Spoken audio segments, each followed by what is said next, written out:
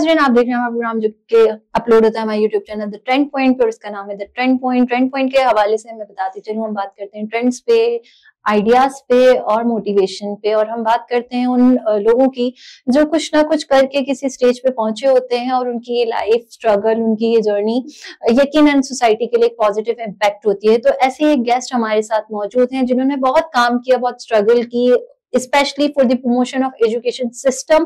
और इस education system के प्रमोशन के साथ साथ इसको इजी और इंटरैक्टिव बनाने के लिए उन्होंने बहुत एफर्ट की, मुख्तलिफ ट्रेनिंग सेशंस दिए, लोगों को ट्रेन किया, पेरेंट्स को ट्रेन किया, और अब इनका ये जो काम है माशाल्लाह जारी सारी है, और इनका ये नेक मकसद इसमें हम देख रहे हैं कि इनको कामयाबी मिल रही है। और यकीनन हम जानेंगे इस हवाले से कि इन्होंने इस जर्नी को, इस थॉट को, इस आइडिया को कहाँ से स्टार्ट किया और क्या हर्डल्स रही, क्या इनकी जो है ना सक्सेस रेट रही। तो मेरे साथ मौजूद हैं आज एक एजुकेशनिस्ट जिनका नाम है सर फरीद हनफी, और इनके हवाले से मैं खुद बड़ी एक्साइटेड हूँ क्योंकि ये मेरे अपने टीचर रह चुके हैं, और मैं बहुत आज ऑनर फील कर रही हूँ कि मैं आज इनको अपने साथ इंटरव्यू पे एंगेज किया और इनके साथ बात करूंगी। अस्सलाम वालेकुम सर। वालेकुम अस्सलाम, बहुत शुक्रिया। कैसे सर आप? अल्हम्दुलिल्लाह, बिल्कुल ठीक ठाक यार। अच्छा सर, आपकी अगर बात मैं कहूँ तो मैं अपनी स्टडी लाइफ से देख रही हूँ आप स्ट्रगल कर रहे हैं एजुकेशन को प्रमोट करने के लिए। प्रमोशन एक अलग चीज होती है, हमारे पास तो रंग बिरंगी तालीमी सिस्टम आजकल इंट्रोड्यूस करा दिए जाते हैं, बट व्हाट आई सी कि आपको तालीम में आसानियां और इसमें जो पेरेंट्स, स्टूडेंट और टीचर गैप है उसको खत्म करके इसको इंटरैक्टिव और एक प्रोग्रेसिव वे में ले जाना चाहते हैं, और आपका ये एम रहा। तो जब मुझे याद है जब आपने स्टार्ट किया तो इस हवाले से कोई सोचता भी नहीं था, हमारे पास वही ट्रेडिशन था कि कॉपी में जो काम दे दिया गया घर जाके वो रटना है, रट के अगले दिन आना है, सुनाना है, और वही आपका टोटल तालीमी सिस्टम था। तो आपने उस वक्त ये चीज सोची और इसमें आपने इंटरैक्टिव जो है सेशंस लाए, थॉट्स, आइडियाज आपने अपने प्रमोट किए। तो थोड़ा सा नजर डालें अपनी जर्नी पे। बहुत शुक्रिया फरियाल। सबसे पहले तो ये एक प्राउड मोमेंट है और होती है उन टीचर्स के लिए कि जिनकी प्रोडक्ट उनके सामने अचीवमेंट की सूरत में मौजूद हो। मुझे अभी भी याद है मेरी जर्नी में जो है एक वो वक्त था कि जिस वक्त कुछ टीनेजर, 4 छोटी छोटी सी बच्चियां वो मेरी स्टूडेंट बनी, और उसके बाद माशाल्लाह उनकी एफर्ट्स इतनी अच्छी थी कि वो आगे बढ़ी, और आज उनमें से एक जो है ना वो मेरे सामने मौजूद है। And it totally relies on the teachers as well, like the way you treated us, you led us to the success, and that's really amazing जो confident आपने हमें दिया। रियली मैं खुद ये समझता हूँ कि इस हवाले से ना, मतलब पेरेंट्स के बाद जो स्पिरिचुअल पेरेंट्स होते हैं, जो टीचर्स, वो अगर सपोर्टिव हैं, विजनरी हैं, तो इसका मतलब ये है कि किसी भी बच्चे के लिए, किसी भी स्टूडेंट के लिए ना बड़ी नेमत है। और यही उनका फर्ज भी है ना टीचर्स का, कि टीचर्स का मतलब सिर्फ ये नहीं है क्लासरूम में जाएं, सिखाएं और उसके बाद कहानी खत्म। ऐसा होना चाहिए कि ऐसा ही लम्हा सामने आए कि जब स्टूडेंट जो है वो सामने हो और अपनी अचीवमेंट पर ही बात कर रहा हो कि मेरी अचीवमेंट में आपका भी हाथ है। तो बहुत शुक्रिया। मेरी जर्नी के हवाले से जिस तरह से माशाल्लाह तुम लोग आए थे और तुम लोग की जर्नी थी, बिल्कुल ऐसे ही स्टार्ट रहा। एक दोस्त के थ्रू जो है वो एक लैंग्वेज सेंटर में जाना हुआ, उस वक्त शौक था सीखने सिखाने का, दोस्त पकड़ कर ले गया और ले जाने के बाद एडमिशन हुआ, उसके बाद सीखते चले गए, सीखने लगे तो मजा आया और ऐसा हुआ कि गैदरिंग बनती चली गई, और उसके बाद सेंटर से सीखने वाला आगाज ऐसा हुआ कि वहीं पर सबसे पहले से टीचर सिलेक्शन हुई और पढ़ाना शुरू किया। वो पढ़ाना शुरू किया तो उसके बाद और मजा आया। फिर हुआ ऐसा कि एक वक्त ऐसा आया कि फिर उसके बाद अपने स्टेप की तरफ पहुंचे, अपना स्टेप किया तो अल्हम्दुलिल्लाह दोस्त बड़े अच्छे मिले, ऐसे दोस्त मिले कि जिनका भी विजन यही था कि हमें कुछ सोसाइटी में कंट्रीब्यूट करना है ना, तो वो करना शुरू किया। और उसकी मिसाल आप लोग भी माशाल्लाह से, वो आपके बैच के जो स्टूडेंट्स हैं माशाल्लाह पाकिस्तान से बाहर जहां जहां कहीं हैं जो कांटेक्ट करते हैं, तो खुशी होती है उनकी अचीवमेंट सुनकर।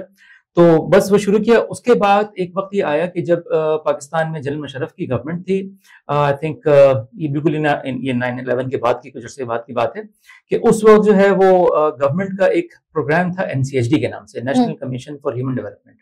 तो उसका जो उस प्रोजेक्ट को रन करने वाली जो ऑर्गेनाइजेशन थी साथ, उसका नाम था न्यू सेंचुरी एजुकेशन NCE। उनके साथ वहां पर एक मतलब कोलैबोरेशन बना, और उसके बाद फिर ये हुआ कि वहां as a DLC, district literacy coordinator, मेरा जो है वो चुनाव हुआ। और उसके बाद मुझे जाना था जोब, और जोब बिल्कुल मतलब यानी ऐसा कि जो कराची से ज्यादा बाहर ना निकले हो, हैदराबाद मुश्किल से गए हो, उसको जोब जाके पढ़ाना हो। तो फिर बहरहाल चैलेंज एक्सेप्ट किया।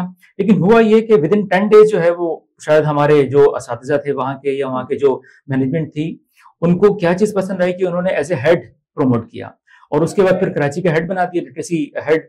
और उसके बाद फिर वो जो जर्नी शुरू हुई, तो वहां से फिर तकरीबन काफी अर्से तक, मतलब वहां से यानी जो लोग आते थे हमारे पास, जो ट्रेनर्स आते थे, उनको ट्रेन करना यूनिसेफ के लिए, आगा खान फाउंडेशन के लिए, मुख्तलिफ ऑर्गेनाइजेशंस के लिए, और सिटीजन फाउंड मुख्तलिफ ऑर्गेनाइजेशंस के लिए।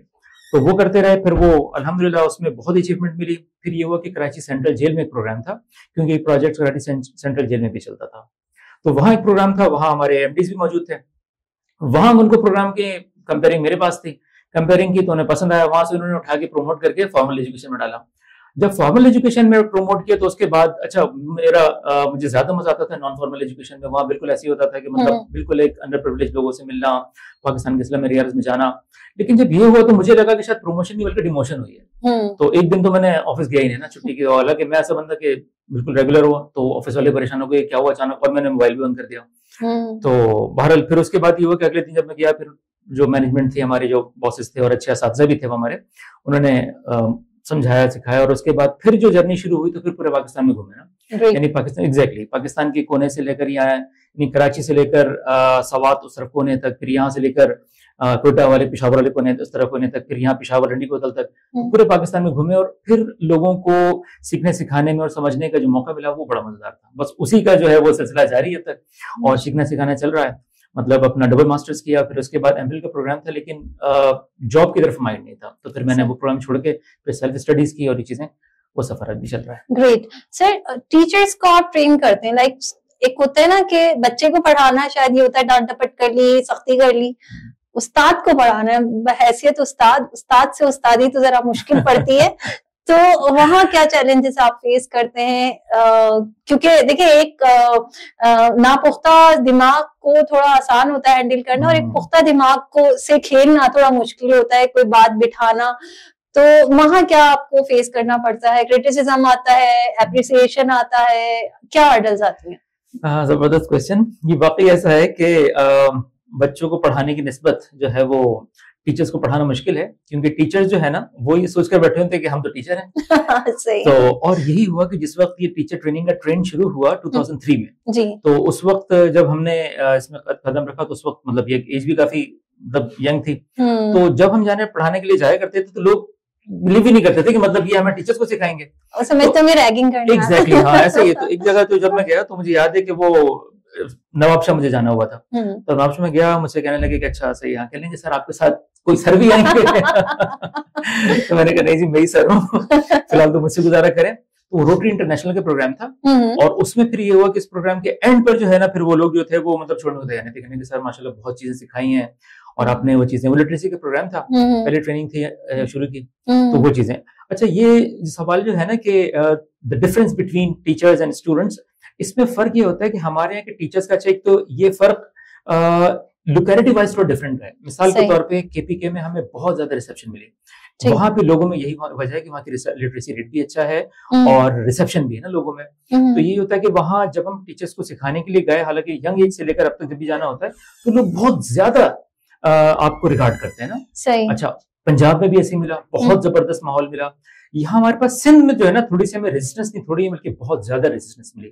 इतनी रेजिस्टेंस मिली कि खासतौर पे अक्सर जगह पे ये रहा मामला कि मतलब उनको सिखाने के लिए, एक तो आपको उनको सिखाने के लिए सबसे पहले ये कि मतलब टीचर्स की आपको नीड्स का अंदाजा होना चाहिए, उसके अलावा उनकी प्रॉब्लम्स का अंदाजा होना चाहिए, उनके चैलेंजेस का अंदाजा होना चाहिए। और फिर जब आप बात करें तो बात ऐसे करें कि उनके नीड्स, उनके चैलेंजेस, उन सबको सॉल्व करने वाली कोई ऐसी बात सामने आए ना, तब वो फिर आपको सुनते हैं। वरना से बेहतर वो सिर्फ ये क्या करते हैं कि ये वेट कर रहे होते हैं कि किस वक्त इनका टाइम खत्म होगा। सही।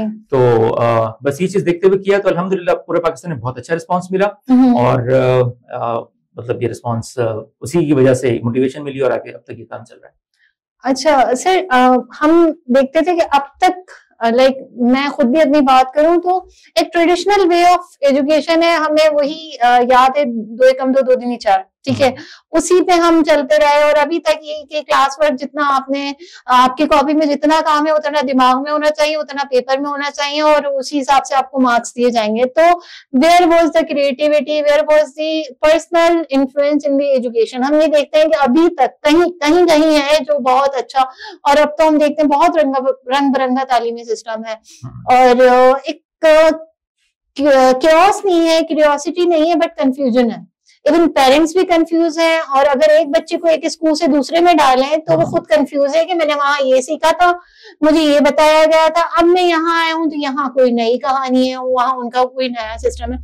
तो why that traditional system still exist, और ये इतना कंफ्यूजिंग क्यों हम एक लेवल पे नहीं लाते प्राइवेट और गवर्नमेंट एजुकेशन सिस्टम को? क्यों लाइक प्राइवेट वाले तो ऑन देयर ऑन जो एफर्ट करें, गवर्नमेंट का जो सिस्टम है उसमें अभी तक वो लाइकनेसेस क्यों है, क्यों प्रोग्रेसिव नहीं है? जबरदस्त क्वेश्चन। तुमने एक ही क्वेश्चन में कहते हैं कूजे को दरिया में बंद करना, तुमने तो समंदर बंद कर दिया। ये वाकई अच्छा बड़ा इंपॉर्टेंट क्वेश्चन भी है ना, कि हमारे यहाँ अब तक ऐसा क्यों है कि ये इतना जो है ना हमारा एजुकेशन सिस्टम जो है ना वो अब तक एक लाइन पर नहीं है। इसकी सबसे पहली वजह ये है कि ये कहानी शुरू वहां से हुई जिस वक्त हम मतलब पाकिस्तान और इंडिया जो है वो ब्रिटिश के अंडर कंट्रोल थे। उस वक्त से लॉर्ड मैकॉले ने सिस्टम बनाया था ना, उनका सिस्टम जो दिया हुआ ये था कि उसमें लोग ऐसा हो कि वो क्रिएटिव ना बने।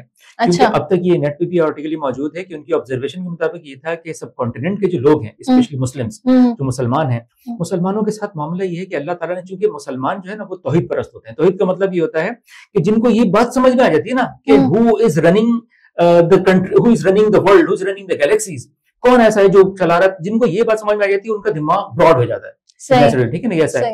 अच्छा, जब उनका दिमाग ब्रॉड हो जाता है तो फिर उनकी क्रिएटिविटी बढ़ जाती है, उनकी क्रिटिकल थिंकिंग, उनके सारे स्किल जो है ना वो दीगर कौमों से बहुत ज्यादा होते हैं। गड़बड़ जहां से शुरू हुई, जब वो लॉर्ड मैकॉले वाला सिस्टम जो था ना, उस वहां से जो गड़बड़ शुरू हुई, हमें एजुकेशन सिस्टम ऐसा दिया गया कि जिसमें क्रिएटिविटी कहीं नहीं थी। सही। अच्छा, फिर वही 33 मार्क्स हमारे, क्योंकि उनकी नजर में ये था कि ये दूसरी तरफ इनको इतना मतलब बाउंड करके रखो कि ये कहीं जो है ना बियॉन्ड ऑफ बाउंड्रीज ना जाए। सही। तो ये रखा गया। फिर उसके बाद ये हुआ कि जब अंग्रेज चले गए और उसके बाद हमारे पास हमारे रूलर्स जब आए, तो उन लोगों ने भी सिस्टम इसी तरह का रखा कि हमारे यहाँ जो है ना, यानी हम देखते हैं कि हमारी हिस्ट्री में एजुकेशन पर काम हमें नजर नहीं आता। जी। मैंने अपनी जो लाइफ में मैंने देखा कि जो मैं जिसका मैंने भी जिक्र किया कि NCHD, national commission for human development, ये वो ऑर्गेनाइजेशन थी जनरल परवेज मुशर्रफ की।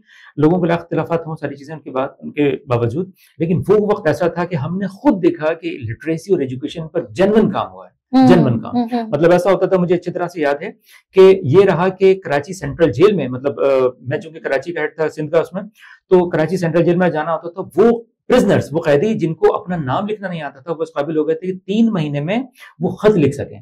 और उनकी अचीवमेंट ये होती थी कि हम 3 महीने में खत लिखते थे और उनके खत हमारे पास आते थे और हम उनका जो है ना वो हमको, यानी उनका फाइनल एग्जाम ये था, और अखबार पढ़ सके और ये सारी चीजें कर सके। इस लेवल का काम हुआ।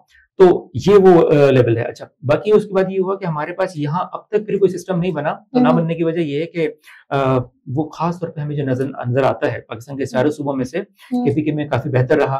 ठीक है, वहां पे हम देखते हैं वहाँ का लिटरेसी रेट भी बहुत अच्छा है। इसके अलावा वहाँ पे लोग माशाल्लाह वो डिजर्व भी करते हैं और इसके अलावा उनको रिजल्ट्स भी मिलते हैं ना। सही। अच्छा, पंजाब में भी ऐसी रहा। सिंध को खास तौर पे जो है ना हमारे यहाँ के फेडरल सिस्टम ने एग्जैक्टली ऐसा बिल्कुल इनको बाउंड करके रखा कि यहाँ के लोग यानी पढ़ने लिखने में वो कमजोर रहे, और एग्जैक्टली ऐसे ही हुआ। जब तक हम देखते हुए आ रहे हैं कि हमारे जो फिरौन है, तो फिरौन प्यार से हमारे जो फिरौन है, इनका सिस्टम ऐसा है कि नहीं चाहते कि ये लोग, इनको पता है कि अगर ये लोग पढ़ लिख गए तो इसका मतलब इनकी जो दुकानें ना वो बंद हो जाएंगी, मतलब इससे। तो ये वजह है, इसलिए ये लोग जो है अभी बहुत बेहतरीन काम होता है पिछली गवर्नमेंट में कि वो जो सिंगल नेशनल करिकुलम, अब वो जो सिंगल नेशनल करिकुलम SNC जो बना, उसका बनाने का मकसद यही था, एग्जैक्टली तुम्हारा सवाल, कि पूरे पाकिस्तान का जो सिस्टम है आप कॉम्पिटेंसी से डिफाइन कर लें, यानी डिफाइन कर लें कि क्या क्या चीजें हैं जो हमारा आज का बच्चा अगर 2025 में 25 में पढ़ रहा है और उसको 2035 में क्वालिफाई करना है, ठीक है ना, मैट्रिक करना है या उसको आगे जाना है, तो उस वक्त के दौरान में उसको कौन सी कॉम्पिटेंसीज चाहिए, कौन से लाइफ स्किल्स चाहिए, उनको आप डिफाइन कर लें। उनको डिफाइन करने के बाद एक सिंगल करिकुलम बना दें। तो हुआ ये कि वो बनाने की कोशिश की गई, लेकिन फिर वो यहाँ पर कमी आ जाती है हमारी एक्सपर्टीज की ना, कि यहाँ पे हमारे पास इत्तेफाक से, चूंकि हमारा सिस्टम ऐसा था, गवर्नमेंट में जो लोग बैठे हुए थे उन्होंने उस सिंगल नेशनल करिकुलम के नाम पे जो तबाही फेरी है, अभी कुछ बुक्स मेरे सामने आती हैं और चीजें, उन्होंने एग्जैक्टली क्या किया कि वो फिर से वहीं ले गए, अलिफ से नार, बे से बकरी, ते से ताला, एग्जैक्टली रट्टे पे, मतलब रोड करने। तो हमारे सिस्टम का इसमें जो है ना बड़ा फॉल्ट है सारा, कि जिसकी वजह से हम किसी एक तरफ नहीं जाते। हमें कोई अगर अच्छी लीडरशिप मिल जाए जिसको ये पता हो कि अगर हमारा मुल्क तरक्की करेगा, लोग क्रिएटिव होंगे, और क्रिएटिव हैं हमारे बच्चे, हमारी जनरेशन क्रिएटिव है, उनको सिर्फ अच्छी डायरेक्शन चाहिए और रिसोर्सेज चाहिए। सही, वही समझने की बहुत इंटरेक्टिव, और जिस तरह से आपने बताया पास से इसको लिंक करके, तो काफी चीजें इसमें बहुत क्लियर वाजे होती हैं। सर नेक्स्ट क्वेश्चन मेरा ये है, चलिए ये तो हो गई बात सिस्टम की, और आपने बता भी दिया कि कहाँ से स्टार्ट हुआ और अब तक क्या इसमें जो है ना लैकनेसेस हैं। हम ये देखते हैं एक घर में जो है जिस फैमिली में बच्चा है पढ़ रहा है, वो फैमिली प्रेशर में भी है। मीन्स के हर वालिदैन ये चाह रहे होते हैं कि ना उसका बच्चा A+ आए या 80+ में मार्क्स ले, लेकिन अगर हम देखें तो वो बच्चा जो 80 में अगर मैथ्स में ला रहा है 80 मार्क्स, तो वो कहीं ना कहीं उर्दू में या किसी दूसरे सब्जेक्ट में 50-60s में भी आ रहा है। तो ये क्या कॉम्प्लेक्स है? मतलब एक बच्चा जो है वो आर्ट में अच्छा है, लेकिन पेरेंट्स के प्रेशर से वो साइको हो रहा है। एक तो उसकी अपनी क्रिएटिविटी जो है वो कॉम्प्रोमाइज हो रही है, प्लस उस पे ये बर्डन भी है कि उसको 80s में ही सारे मार्क्स लाने। तो ये कॉम्प्लेक्स कंडीशन, कंफ्यूजन है। यहाँ आपने जैसे कहा कि आप पेरेंट्स को भी जो है ना ट्रेन करते हैं, उनको भी फोकस करते हैं, तो क्या मेंटालिटी पेरेंट्स की बन गई है कि A+ मींस इससे ज्यादा जो है ना एक्सपेक्ट करते हैं, इससे कम सोचने में वो जो है साइको हो जाते हैं। तो इस हवाले से थोड़ा गाइड करें, गाइडेड इन अ वे कि अगर कोई पेरेंट हमें सुन रहा है तो वो जान सके अपने बच्चे को, और एजुकेशन उसके लिए क्या है उस चीज को जान सके। Good, extremely wonderful question. अच्छा, ये इस क्वेश्चन में मैं समझता हूँ कि अगर ये बात देखने वाले पेरेंट्स समझ लें तो उनका आधा मसला हल हो जाएगा, और इसमें बहुत सारी फैमिलीज टूटने से बच जाएंगी, और आगे बहुत सारे बच्चे जो एक डिप्रेशन के पेशेंट्स बनने वाले हैं वो बच जाएंगे। सही। अच्छा, हमारी तालीम में बिगाड़ की दूसरी वजह जो है ना वो पेरेंट्स है। ठीक है, पेरेंट्स बहुत बहुत बड़ी वजह है। वो कहते हैं ना कि एक कोटेशन, एक मिसाल है कि लव इज ब्लाइंड। ठीक है, लव इज ब्लाइंड। पेरेंट्स का जो लव होता है ना वो एग्जैक्टली ब्लाइंड होता है। मतलब ब्लाइंड का मतलब ये है कि यहाँ पॉजिटिव वे में भी और नेगेटिव वे में भी। पॉजिटिव वे में ब्लाइंड का मतलब ये होता है कि पेरेंट्स अपने बच्चे के लिए सब कुछ कर जाते हैं। ठीक है ना। सही है। दूसरी कहानी ये है कि पेरेंट्स अपने बच्चे से इतना लव करते हैं कि वो नोट ही नहीं करते कि उनका बच्चा क्या चाहता है।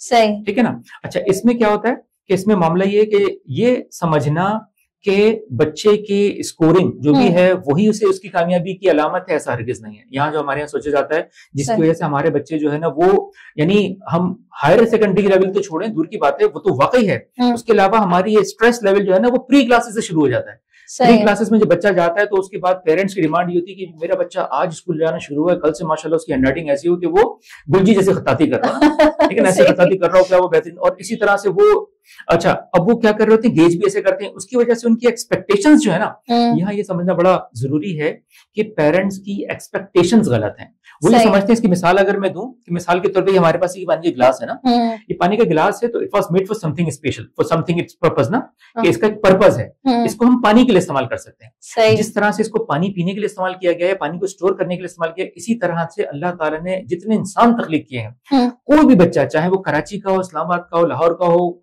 टंडोला यार का हो, या खपरू का हो, या इसके अलावा किसी भी पाकिस्तान के कोने का हो, लंडी कोतल का हो, उसमें उन सब की डिफरेंट इंटेलिजेंस होती है। ठीक है ना, डिफरेंट इंटेलिजेंस। अच्छा, उसमें ऐसा ही है। इसके हवाले से एक बड़ी प्यारी एक रिसर्च सामने आई जो हावर्ड गार्डनर ने की थी ना। हावर्ड गार्डनर ने मल्टीपल इंटेलिजेंस के नाम से रिसर्च पेश की, और उसने बताया कि जो बच्चा आपकी क्लास में मौजूद है या जो बच्चा आपके घर में मौजूद है, जरूरी नहीं है कि वो सिर्फ मैथ में ही अच्छा होगा, वो मैथमेटिक्स में अच्छा होगा, जरूरी नहीं है कि वो लैंग्वेज में अच्छा होगा। ठीक है, जरूरी नहीं है। उसने बताया कि 9 टाइप ऑफ इंटेलिजेंस होती हैं, 9 तरह की जहानतें होती हैं जो आपके बच्चे को दूसरे बच्चों से डिफरेंट बनाती हैं। हमारे पेरेंट्स क्या गलती करते हैं? पेरेंट्स ये गलती करते हैं कि उन्होंने बच्चों को स्कूल में एडमिशन कराया और उसके बाद वो सोचना शुरू कर देते हैं कि अब वो गेज कैसे करते हैं उसकी स्कोरिंग से, कि जी मेरा बच्चा आया तो A+ इसको आना चाहिए। ठीक है, वही कॉन्सेप्ट है। हाँ, अब जो बच्चा A+ नहीं आ रहा, अब इसकी एग्जाम्पल देखें। इसकी एग्जाम्पल ये है कि एडिसन, थॉमस एडिसन जो था वो, और इसके अलावा अल्बर्ट आइंस्टाइन जिसके बारे में कहा गया मैन ऑफ द मिलेनियम, उसके बारे में ये था कि आइंस्टाइन के बारे में वो जो लेटर एक बड़ा मशहूर है उसका, कि उसके टीचर ने एक लेटर लिखा कि जी आपका बच्चा जो है ना, we is unable to be attended in the school, we does not have any free और spare teacher who can teach him, तो आप इसको घर पे ले जाएं, आप इसको पढ़ाएं। वो लेटर तक उसकी माँ तक पहुंचा। इसका मतलब ये है कि उसे समझा जाता है कि वो एक डल स्टूडेंट है जो नहीं सीख सकता। ठीक है ना, बिलो एवरेज स्टूडेंट है। फिर उसके बाद ये हुआ कि यहाँ माँ का किरदार भी सामने आता है, पेरेंटिंग, पॉजिटिव पेरेंटिंग में। माँ के पास वो जो लेटर आया तो उसमें क्या किया, वो जब लेटर बच्चा उस वक्त वो तो खुद नहीं पढ़ सकता था, तो माँ के पास वो लेटर लेके गया। माँ ने लेटर पढ़ा तो उसकी आंखों में आंसू आ गए कि मेरे बच्चे को स्कूल से निकाल दिया। अब बच्चा पूछ रहा है मम्मा ये लेटर क्या है? तो माँ ने सुनाया कि स्कूल तुम्हारा कह रहा है कि स्कूल के पास इतने कॉम्पिटेंट टीचर नहीं है कि वो इतने जीनियस बच्चे को पढ़ा सके। ग्रेट। ठीक है, उसको पढ़ा सके, तो लिहाजा हम कोई ऐसा टीचर अफोर्ड नहीं कर सकते। आपकी मेहरबानी कि आप अपने बच्चे को अगर घर पे पढ़ा सकें तो बहुत हो गया। उसने कहा अच्छा मैं इतना जीनियस हूँ, और फिर यही हुआ, आपने देखा हमने कि वो मैन ऑफ द मिलीनियम कहलाया, यानी 1000 साल के लिए। तो इसका मतलब यहाँ पॉजिटिव पेरेंटिंग। ठीक है, पॉजिटिव पेरेंटिंग का मतलब ये है कि पेरेंट्स इंकरेज करने वाले होने चाहिए, ना कि ये कि आप सिर्फ बच्चे को स्कूल में एडमिशन कराएं और सोचेंगे जी सारा काम स्कूल का है, और उसके बाद स्कूल जो है ना वो स्कूल एक किस्म की भट्टी है, ठीक है ना, जिसमें आप बच्चे को डालें और उसके बाद उनको बता दें जी मुझे ये इस तरह की प्रोडक्ट चाहिए, और वो आपको निकाल कर दे देंगे। सही। ठीक है, तो ये एक बड़ा फॉल्ट है जिसकी वजह से हमारे यहाँ एजुकेशन सिस्टम जो है ना बुरी तरह से कोलैप्स होता है, क्योंकि पेरेंट्स एक तरफ स्टेक होल्डर है और दूसरी तरफ टीचर्स, तीसरी तरफ स्कूल्स। स्कूल की कोशिश ये होती है कि स्कूल ये चाहते हैं कि उनके पास अगर वाकई स्कूल्स के लिए इनफैक्ट यानी मैं ये कहूंगा कि 80% या उससे भी ज्यादा स्कूल्स की जो ऑब्जेक्टिव है, इनका जो पर्पस है वो टीचिंग या कम्युनिटी डेवलपमेंट नहीं, बल्कि इसके अलावा उनका जो ऑब्जेक्टिव कमर्शियल है, ठीक है ना, वो कमर्शियल है। तो वो अपने कमर्शियल के लिए मतलब वो ऐसे ही मतलब उनकी जो सिस्टम है सारा वही, तो इसीलिए वो कोशिश करते हैं कि चाइल्ड सेंटर्ड अप्रोच ना हो बल्कि स्कूल सेंटर्ड अप्रोच हो, ताकि उनको मैनेज करना आसान हो जाए। सही, ठीक है ना। अच्छा, दूसरी तरफ क्या है कि पेरेंट्स जो है वो पेरेंट्स ये चाहते हैं कि उनका बच्चा, उनको ये पता ही नहीं कि चेक कैसे करना है, उनको पता ही नहीं उनको बच्चा बनेगा क्या। ठीक है, यहाँ पर अगर हम ये बात समझ लें कि हर बच्चे की जब बात कर रहे थे, कुछ बच्चे ऐसे होते हैं जो वर्बल लिंग्विस्टिक्स होते हैं। जो वर्बल लिंग्विस्टिक्स बच्चे होते हैं ये वो होते हैं, जैसे आप और मैं यहाँ बैठे हैं, वर्बल लिंग्विस्टिक्स बच्चे वो होते हैं कि जो क्लास में इनसे कुछ भी पूछा जाए तो बोलते हैं, ठीक है ना, बोलते हैं, लिखते हैं। लेकिन बहुत सारे बच्चे ऐसे जो नहीं बोलते हैं, तो नहीं बोलते इसका मतलब ये नहीं कि वो ज़हीन नहीं है। ठीक है, बहुत सारे पेरेंट्स ऐसे वो चेक करते हैं मेरा बच्चा तो कुछ बताता नहीं है, सीखता नहीं है। हाँ ठीक है, आप कैसे चेक कर रहे हैं? आपका बच्चा नहीं बताता, इसका मतलब ये है कि वो इंट्रापर्सनल है। इंट्रापर्सनल का मतलब ये है कि वो बच्चा जो है ना प्लानिंग में बहुत अच्छा होगा। ठीक है ना, वो सोचेगा। वो इंट्रापर्सनल कौन से होते हैं? जब कोई भी ड्रामा लिखा जाता है, फिल्में बनाई जाती हैं, पोएट्री लिखी जाती है, तो इसके लिए इंट्रापर्सनल होना जरूरी है। जो ख्यालात की दुनिया में जाकर जो है ना वो सोचे वो लिखे, तो आपको अच्छा तो इंट्रापर्सनल है। तो वो क्या सोचते हैं? वो समझते हैं कि जो बच्चा बोलने में अच्छा नहीं है, जो बच्चा लिखने में अच्छा नहीं है, या जो साइंस में अच्छा नहीं है, तो वो ज़हीन नहीं है। अच्छा, हर बच्चा डिफरेंट कैपेसिटी का होता है। कुछ बच्चे ऐसे होते हैं जो साइंस में इसमें अच्छे होते हैं, वो नेचुरलिस्ट बच्चे होते हैं। ठीक है, तो इस तरह से 9 तरह की इंटेलिजेंस होती है, जहानतें होती हैं। वर्बल लिंग्विस्टिक्स है, काइनेस्थेटिक है, और इंट्रापर्सनल है, इंटरपर्सनल है। इन पर अभी हम डिटेल से बात कर लेंगे। तो ये सारी ऐसी इंटेलिजेंस होती है कि अगर पेरेंट्स को ये समझ में आ जाए कि मेरा बच्चा दूसरे बच्चों से मुख्तलिफ है, उसको जो सलाहियतें मिली हैं वो दूसरों से अलग हैं, और मेरा बच्चा जो है वो जरूरी नहीं कि अगर मेरी नंद का बेटा जो है ना हाँ, ये मेरी नंद का बेटा जो है ना वो अगर मेडिकल फील्ड में है तो मेरा बेटा भी मेडिकल फील्ड में हाँ, मतलब ये सोच लेते हैं हमारे खानदान में तो सभी डॉक्टर है ना, बड़ा वो, और कोई अगर इंजीनियर बन जाता है तो फिर उसकी तो ये चीज जो है ना हमारे पेरेंट्स को समझना जरूरी है कि एवरी चाइल्ड इज डिफरेंट। ठीक है ना, हर बच्चा डिफरेंट है और उसकी लर्निंग कैपेसिटी डिफरेंट है, उसका सीखने का स्टाइल डिफरेंट है। सीखने के स्टाइल पर जो है ना वो एक रिसर्च थी 90s में, एक नील फ्लेमिंग ने रिसर्च दी थी, वो वार्क के नाम से थी। वार्क का था वो कि बच्चे जो हैं वो सीखते हैं या तो विजुअल होते हैं या फिर ऑडिटरी होते हैं। V for visual, A for auditory, R for reading से सीखते हैं, या फिर K फॉर काइनेस्थेटिक होते हैं। तो इसका मतलब ये है कि जो बच्चा है, अगर आप घर में बच्चों को सिखा रहे हैं या स्कूल में बच्चा सीख रहा है, तो वार्क में से किसी एक पे वो लाया जाता है। ठीक है ना, तो ये हमारे पेरेंट्स को, हमारे टीचर्स को इस बात का पता नहीं होता। कोशिश ये है कि उनको समझाया जाए, बताया जाए, कि उनको ये बात समझ में आ जाए कि education just doesn't mean to read the books, to write in the copies. Right. मैंने भी कहीं ये पढ़ा था, I don't remember the writer, कि एक 7 साल का बच्चा 70 लैंग्वेजेस सीख सकता है। तो लाइक आप लर्निंग कैपेबिलिटीज, उसके ब्रेन न्यूरॉन्स, उसकी जो लर्निंग ऑब्जर्वेशंस है वो किस लेवल पे होंगे कि 7 साल का बच्चा 70 लैंग्वेज सीखने की कैपेबिलिटी रखता है। तो मींस कि अगर उसको डायरेक्शन सही मिले, और वही बात आ जाती है कि पॉजिटिव पेरेंटिंग का यहाँ बहुत किरदार होता है। लेकिन आजकल की पॉजिटिव पेरेंटिंग जो है, सॉरी टू से, वो ये है कि महंगा आईपैड दे दिया, महंगा मोबाइल फोन दे दिया, बच्चा रो रहा है तो अपनी जान छुड़ाने के लिए मोबाइल पकड़ा दिया। तो वो एक जो होता है ना, जो क्रिएटिविटी जो माइंड में उसकी चीज आ रही होती है, वो मजीद सबसाइड हो जाती है, मजीद वो कॉम्प्रोमाइज हो जाती है। सर, इस हवाले से क्या आप पेरेंट्स को मैसेज देंगे?